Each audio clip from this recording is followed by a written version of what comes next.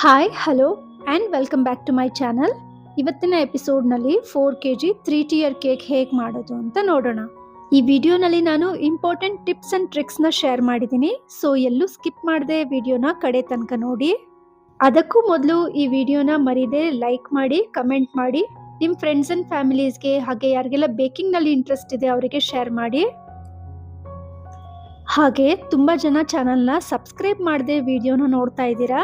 So subscribe ಮಾಡಿ, support ಮಾಡಿ. ಈಗ ಬನ್ನಿ ವಿಡಿಯೋನ ನೋಡೋಣ. ಇದು 3 tier ಕೇಕ್ ಆಗಿರೋದ್ರಿಂದ ನಾನಿಲ್ಲಿ ಬಾಟಮ್ ಟಿಯರ್ಗೆ 9 inch ಕೇಕ್ ಟಿನ್ನ ತಗೊಂಡಿದ್ದೀನಿ. ಹಾಗೆ ಮಿಡಲ್ ಟಿಯರ್ಗೆ 7 inch ಕೇಕ್ ಟಿನ್ನ ತಗೊಂಡಿದ್ದೀನಿ.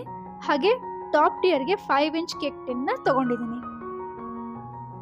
ಇದು 4 kg ಕೇಕ್ ಆಗಿರೋದ್ರಿಂದ ನಾನಿಲ್ಲಿ 12 inch ಸೈಜ್ನ ಡ್ರಮ್ ಬೋರ್ಡ್ ತಗೊಂಡಿದ್ದೀನಿ. ಇದ್ರ ಮೇಲೆ ಈಗ ನಾನು ಕೇಕ್ ಟಿನ್ಸ್ನ ಅರೇಂಜ್ ಮಾಡಿ ತೋರಿಸ್ತಾ ಇದ್ದೀನಿ.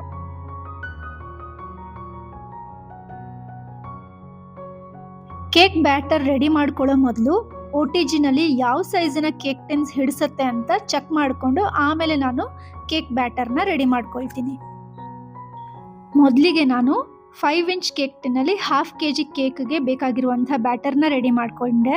ಹಾಗೆ 9 inch ಕೇಕ್ ಟಿನ್ನಲ್ಲಿ 1 kg 250 grams ಕೇಕ್ ಬರೋ ಹಾಗೆ ಸ್ಪಾಂಜ್ನ ರೆಡಿ ಮಾಡ್ಕೊಳ್ಳೋದಕ್ಕೆ ಬ್ಯಾಟರ್ನ ರೆಡಿ ಮಾಡ್ಕೊಂಡಿದ್ದೀನಿ. ನಾನಿಲ್ಲಿ ಸ್ಕ್ರ್ಯಾಚಿಂದ ಮಾಡಿರುವಂಥ ಕೇಕ್ ಸ್ಪಾಂಜ್ನ ರೆಸಿಪಿ ಇಲ್ಲಿ ರೆಡಿ ಮಾಡ್ಕೊಂಡಿದ್ದೀನಿ. ನಿಮ್ಗೆ ಯಾರಿಗಾದರೂ ಆ ರೆಸಿಪಿ ಬೇಕಿದ್ರೆ ಡಿಸ್ಕ್ರಿಪ್ಷನ್ ಬಾಕ್ಸ್ನಲ್ಲಿ ಲಿಂಕ್ ಕೊಟ್ಟಿರ್ತೀನಿ, ಅದನ್ನು ಚೆಕ್ ಮಾಡ್ಕೊಳ್ಳಿ. 5 inch ಕೇಕ್ ಟಿನ್ನಲ್ಲಿ 1/2 kg ಬೇಕಾಗಿರುವಂಥ ಕೇಕ್ ಬ್ಯಾಟರ್ನ ರೆಡಿ ಮಾಡ್ಕೊಂಡಿದ್ದೀನಿ. ಅದೇ ಥರ 9 inch ಕೇಕ್ ಟಿನ್ನಲ್ಲಿ 1 kg 250 grams ಸ್ಪಾಂಜ್ಗೆ ಬೇಕಾಗಿರುವಷ್ಟು ರೆಸಿಪಿನ ರೆಡಿ ಮಾಡಿಕೊಂಡು ನಾನಿಲ್ಲಿ 9 inch ಕೇಕ್ ಟಿನ್ನಲ್ಲಿ ಹಾಕೊಂಡಿದ್ದೀನಿ.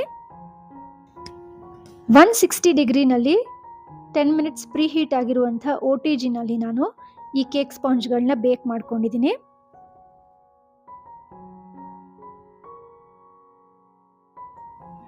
ಈಗ ಬನ್ನಿ ಗನಾಶ್ ರೆಡಿ ಮಾಡ್ಕೊಳ್ಳೋದಕ್ಕೆ ನಾನಿಲ್ಲಿ ಮೆಜರ್ಮೆಂಟ್ಸ್ನ ತಗೊಳ್ತಾ ಇದ್ದೀನಿ. ಇದು 4 kg ಕೇಕ್ ಆಗಿರೋದ್ರಿಂದ ಹಾಗೆ ಈ ಆರ್ಡರ್ ಜೊತೆ ಬೇರೆ ಕೇಕಿನ ಆರ್ಡರ್ ಕೂಡ ಇತ್ತು. ಅದಕ್ಕೋಸ್ಕರ ನಾನಿಲ್ಲಿ ಗನಾಶ್ ರೆಡಿ ಮಾಡ್ಕೊಳ್ಳೋದಕ್ಕೆ 715 grams ಡಾರ್ಕ್ ಚಾಕ್ಲೇಟ್ ತೊಗೊಂಡಿದ್ದೀನಿ. ಅದಕ್ಕೆ 357 grams ಅಷ್ಟು ವಿಪ್ಪಿಂಗ್ ಕ್ರೀಮ್ನ ಹಾಕೊಳ್ತಾ ಇದ್ದೀನಿ. ಇದನ್ನು ನಾನು ಮೈಕ್ರೋವೇವ್ನಲ್ಲಿ 30 seconds ಇಂಟರ್ವೆಲ್ಸ್ನಲ್ಲಿ ಮೈಕ್ರೋವೇವ್ ಮಾಡಿಕೊಂಡು ಗನಾಶ್ನ ರೆಡಿ ಮಾಡ್ಕೊಂಡಿದ್ದೀನಿ.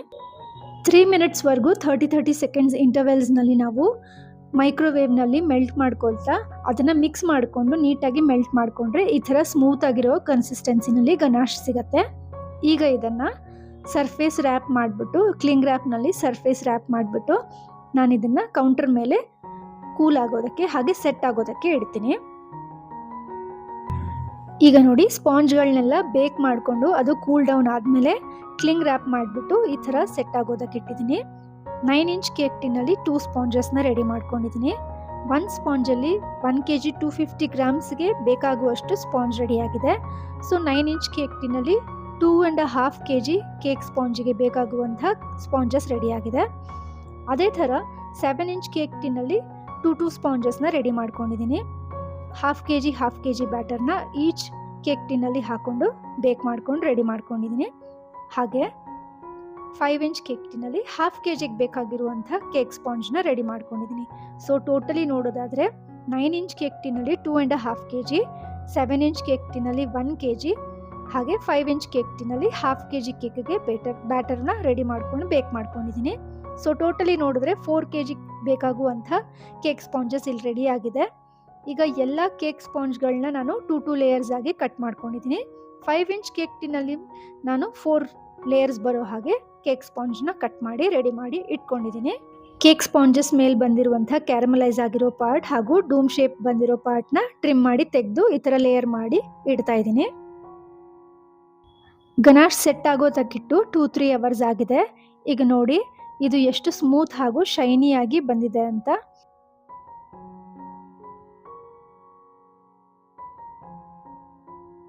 ಈಗ ಚಾಕ್ಲೇಟ್ ಮೂಸ್ ಹೇಗೆ ಮಾಡ್ಕೊಳ್ಳೋದು ಅಂತ ನೋಡೋಣ.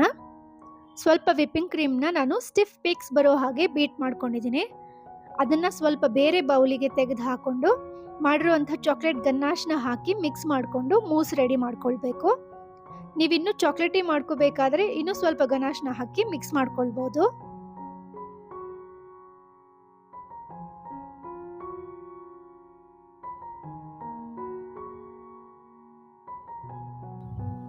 ಈಗ ಚಾಕ್ಲೇಟ್ ಮೂಸ್ ರೆಡಿ ಆಗಿದೆ. ನನ್ನ ಹತ್ರ ಇರುವಂತಹ ವೇಯಿಂಗ್ ಸ್ಕೇಲ್ನಲ್ಲಿ 2 kgs ವರೆಗೂ ನಾನು ಕೇಕ್ನ ವೇ ಮಾಡ್ಬೋದು. ಅದಕ್ಕಿಂತ ಹೆಚ್ಚಿಗೆ ಇರುವಂಥ ವೆಯ್ಟ್ ಇರುವಂಥ ಕೇಕ್ನ ವೇ ಮಾಡೋದಕ್ಕೆ ನಾನು ಈ ಟ್ರಿಕ್ನ ಯೂಸ್ ಮಾಡ್ತೀನಿ. ಅದೇನು ಅಂದರೆ, ನಾನು ಕೇಕ್ನ ಸ್ಟ್ಯಾಕ್ ಮಾಡೋ ಮೊದಲು ಕೇಕ್ ಬೋರ್ಡ್ನ ಮೆಷರ್ ಮಾಡಿಕೊಂಡು ಈ ಥರ ಕೇಕ್ ಬೋರ್ಡ್ ಹಿಂದೆ ಮೆನ್ಷನ್ ಮಾಡ್ಕೊಳ್ತೀನಿ. ಕೇಕ್ನ ಫೈನಲೈಸಿಂಗ್ ಎಲ್ಲ ಮುಗಿದ ಮೇಲೆ ಆ ಕೇಕ್ನ ವೇ ಮಾಡಿದಾಗ ಅದ್ರ ವೆಯ್ಟ್ನಲ್ಲಿ ಬೋರ್ಡ್ ವೆಯ್ಟ್ನ ಡಿಡಕ್ಟ್ ಮಾಡ್ತೀನಿ. ಆಗ ನನಗೆ ಆ್ಯಕ್ಚುಯಲ್ ಕೇಕ್ ವೆಯ್ಟ್ ಎಷ್ಟಿದೆ ಅನ್ನೋದು ಗೊತ್ತಾಗುತ್ತೆ. ದೊಡ್ಡ ಕೇಕ್ಸ್ ಮಾಡುವಾಗ ನೀವು ಈ ಟ್ರಿಕ್ನ ಯೂಸ್ ಮಾಡಿ, ಇದು ತುಂಬ ಯೂಸ್ ಆಗುತ್ತೆ.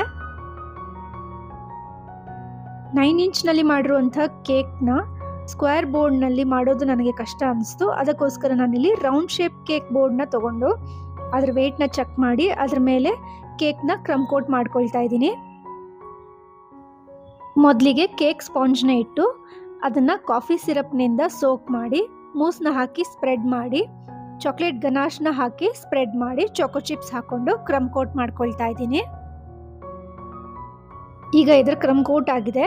ನಾನೀಗ ಒಂದು ಬಟ್ಟೆ ತೊಗೊಂಡು ಅದನ್ನೆಲ್ಲ ನೀಟಾಗಿ ಕ್ಲೀನ್ ಮಾಡಿ ಒಂದು ಕ್ಲಿಂಗ್ ರ್ಯಾಪ್ ಹಾಕಿ ಇದನ್ನು ಸೆಟ್ ಆಗೋಕ್ಕೆ ಫ್ರಿಜ್ನಲ್ಲಿ ಇಡ್ತಾ ಇದ್ದೀನಿ. ಈಗ 7 ಇಂಚ್ ಕೇಕ್ನ ನಾನು ಕ್ರಮ್ ಕೋಟ್ ಮಾಡ್ಕೊಳ್ತೀನಿ.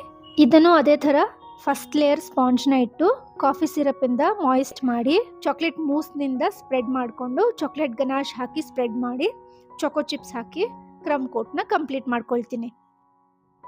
ಚಾಕ್ಲೇಟ್ ಕೇಕ್ಸ್ನ ಸೋಕ್ ಮಾಡ್ಕೊಳ್ಳೋದಕ್ಕೆ ಶುಗರ್ ಸಿರಪ್ನ ಬದಲಾಗಿ ಕಾಫಿ ಸಿರಪ್ನ ಯೂಸ್ ಮಾಡಿದ್ರೆ ತುಂಬಾ ಟೇಸ್ಟಿಯಾಗಿರುತ್ತೆ.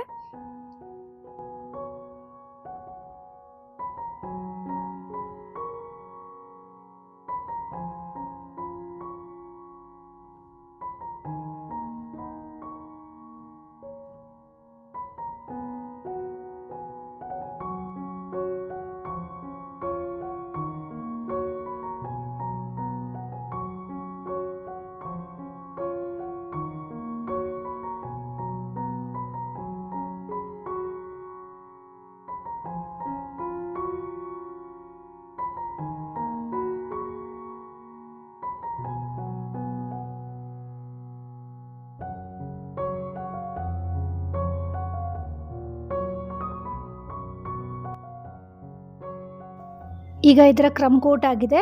ಇದೇ ಥರ 5 ಇಂಚ್ ಕೇಕ್ನ ಕೂಡ ನಾನು ಇದೇ ಥರ ಕ್ರಮ್ ಕೋಟ್ ಮಾಡಿಕೊಂಡು ಫ್ರಿಜ್ನಲ್ಲಿ ಸೆಟ್ ಆಗೋದಕ್ಕೆ ಇಡ್ತೀನಿ.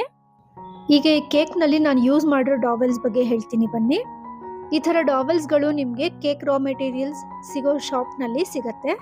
ಇದನ್ನು ಬಾಟಮ್ ಟಿಯರ್ನಲ್ಲಿ ಇನ್ಸರ್ಟ್ ಮಾಡಿದ್ರೆ ಮೇಲ್ಗಡೆ ಇರೋ ಟಿಯರ್ಸ್ನ ವೇಟು ಕೇಕ್ ಮೇಲೆ ಬೀಳದೆ ಡಾವೆಲ್ಸ್ ಮೇಲೆ ಬೀಳುತ್ತೆ. ಆಗ ನಮಗೆ ಕೇಕ್ ಸ್ಟೇಬಲ್ ಆಗಿರುತ್ತೆ.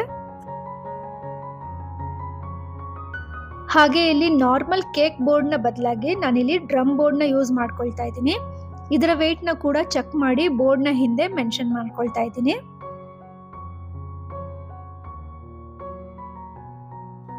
ಕ್ಲೈಂಟ್ ನನಗೆ ಕಳಿಸಿರೋ ರೆಫರೆನ್ಸ್ ಪಿಕ್ನಲ್ಲಿ ಇರೋ ಹಾಗೆ ಡೆಕೋರೇಷನ್ಸ್ಗೋಸ್ಕರ ನಾನಿಲ್ಲಿ ರಿಯಲ್ ರೋಸಸ್ ಹಾಗೂ ಜಿಪ್ಸಿ ಫ್ಲವರ್ನ ಯೂಸ್ ಮಾಡ್ಕೊಳ್ತಾ ಇದ್ದೀನಿ. ರೋಸಸ್ನ ಸ್ಟೆಮ್ಸ್ನೆಲ್ಲ ಕಟ್ ಮಾಡಿ ಅದನ್ನು ಒಂದು ಬಟ್ಟೆಯಿಂದ ವೈಪ್ ಮಾಡಿ ಅದನ್ನು ಸೆಲೋ ಟೇಪ್ನಿಂದ ಕವರ್ ಮಾಡ್ಕೊಳ್ತೀನಿ. ರೋಸಸ್ ಹಾಗೂ ರಿಯಲ್ ಫ್ಲವರ್ಸ್ನಿಂದ ಎನ್ಸೈಮ್ಸ್ ರಿಲೀಸ್ ಆಗುತ್ತೆ. ಅದು ಕೇಕ್ನಲ್ಲಿ ಇಟ್ಟಾಗ ಅದರಿಂದ ಕೇಕ್ ಟೇಸ್ಟ್ ಹಾಳಾಗುತ್ತೆ. ಸೊ ಆ ಥರ ಆಗಬಾರ್ದು ಅಂದರೆ ಈ ಥರ ಸೆಲೋ ಟೇಪ್ ಹಾಕಿ ಸೆಕ್ಯೂರ್ ಮಾಡಿದ್ರೆ ಎನ್ಸೈಮ್ಸ್ ಕೇಕ್ ಜೊತೆ ಮಿಕ್ಸ್ ಆಗೋದಿಲ್ಲ. ಇಲ್ಲಿ ತೋರಿಸ್ತಾ ಇರೋ ಹಾಗೆಯೇ ನಾನು ಎಲ್ಲ ರೋಸಸ್ಗೂ ಕೂಡ ಸೆಲೋ ಟೇಪ್ ಹಾಕಿ ಕವರ್ ಮಾಡ್ಕೊಂಡಿದ್ದೀನಿ. ನೀವು ಬೇಕಿದ್ರೆ ಕ್ಲಿಂಗ್ ರ್ಯಾಪ್ನ ಕೂಡ ಯೂಸ್ ಮಾಡಿ ಕವರ್ ಮಾಡ್ಕೋಬೋದು ಹಾಗೂ ಅಲ್ಯೂಮಿನಿಯಂ ಫಾಯಿಲಿಂದ ಕೂಡ ಕವರ್ ಮಾಡ್ಕೊಳ್ಬೋದು. ಜಿಪ್ಸಿ ಫ್ಲವರ್ಸ್ನು ಕೂಡ ಇದೇ ಥರ ಸೆಲೋ ಟೇಪ್ ಹಾಕಿ ರೆಡಿ ಮಾಡ್ಕೊಳ್ತೀನಿ.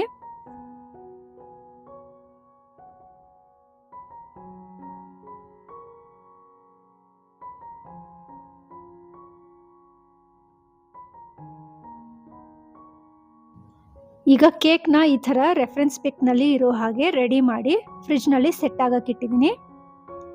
ಇದರ ವಿಡಿಯೋನ ನಾನು ಶೂಟ್ ಮಾಡಿಲ್ಲ.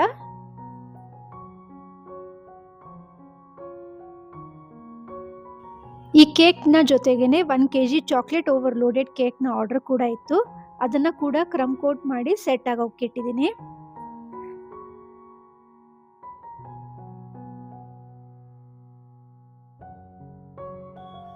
ಈಗ ಬನ್ನಿ ಕೇಕ್ನ ಸ್ಟ್ಯಾಕ್ ಮಾಡ್ಕೊಳ್ಳೋಣ. ಮೊದಲಿಗೆ 9 ಇಂಚ್ ಕೇಕ್ನ ಡ್ರಮ್ ಬೋರ್ಡ್ ಮೇಲೆ ಇಟ್ಟು ಅದಕ್ಕೆ ಡಾವೆಲ್ಸ್ನ ಹಾಕಿ 7 ಇಂಚ್ ಹಾಗೂ 5 ಇಂಚ್ ಕೇಕ್ನ ಸ್ಟ್ಯಾಕ್ ಮಾಡ್ಕೊಳ್ಳೋಣ.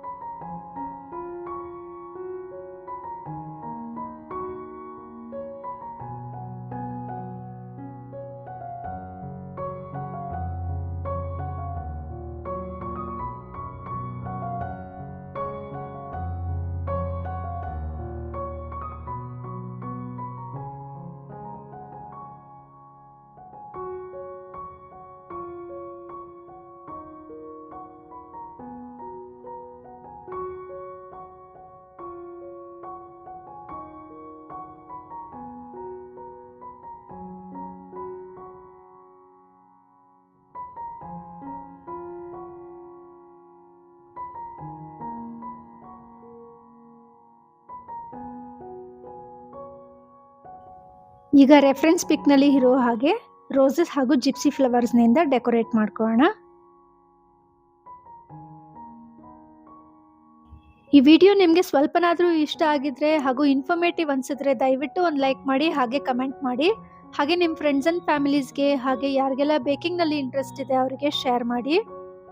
ಹಾಗೆ ನನ್ನ ಚಾನಲ್ನ ಇನ್ನೂ ಯಾರು ಸಬ್ಸ್ಕ್ರೈಬ್ ಆಗದೆ ನೋಡ್ತಾ ಇದ್ದೀರಾ ಅವರೆಲ್ಲ ದಯವಿಟ್ಟು ಸಬ್ಸ್ಕ್ರೈಬ್ ಮಾಡ್ಕೊಳ್ಳಿ. ಬೆಲ್ ಐಕಾನ್ನ ಕ್ಲಿಕ್ ಮಾಡಿ ಆಲ್ ಅಂತ ನೋಟಿಫಿಕೇಷನ್ನ ಸೆಟ್ ಮಾಡ್ಕೊಳ್ಳಿ. ಆಗ ನಾನು ಯಾವುದೇ ವಿಡಿಯೋಸ್ ಪೋಸ್ಟ್ ಮಾಡಿದ್ರು ನಿಮಗೆ ನೋಟಿಫಿಕೇಷನ್ ಬರುತ್ತೆ. ಆಗ ನೀವು ನನ್ನ ವಿಡಿಯೋಸ್ನ ನೋಡಬಹುದು.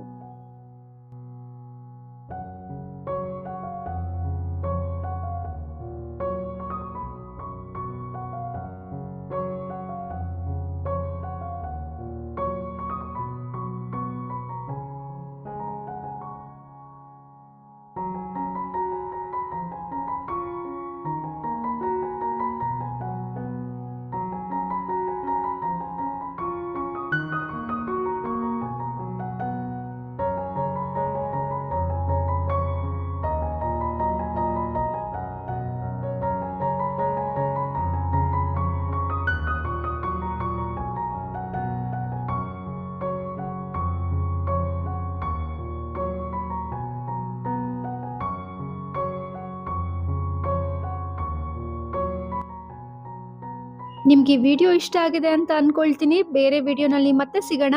ಬಾಯ್. Thanks for watching. ಜೈ ಶ್ರೀರಾಮ್.